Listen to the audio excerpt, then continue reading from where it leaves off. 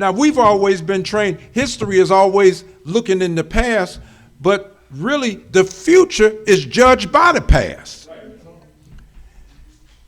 And when this kind of light comes to us about prophecy, and we realize that things were written ahead, it helps us better to define the time that we're in. So we talked about, prophecy and history being ahead of time. And I wanted to bring up the slide that I had from 1935, the earliest we can detect. But the Honorable Elijah Muhammad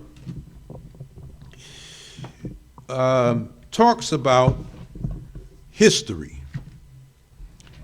And the first thing he says, history is most attractive. Right. See, it's attractive first because the earth is the home of the nature of us. What is that nature? Righteousness, Islam. Submission to the will of God, and his righteousness is our nature. The Holy Quran says, set thy face for religion being upright. Right. What is uprightness, Brother Rodney? The nature out of which Allah has created man. He didn't say he created man out of his own nature. There's a nature that precedes man. Yes, right. And out of that nature, man is created. What is the nature that precedes him? It's the nature of God himself. Right. Huh?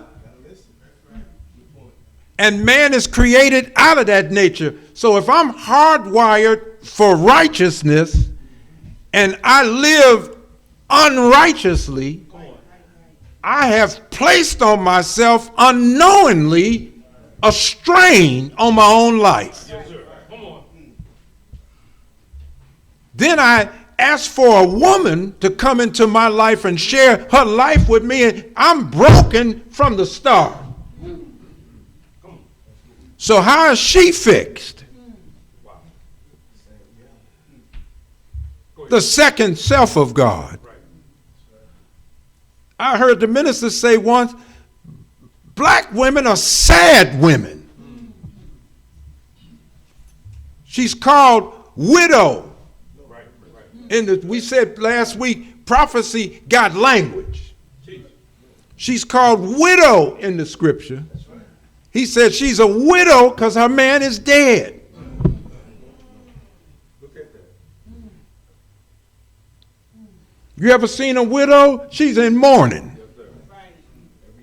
Huh? Good teaching. No. So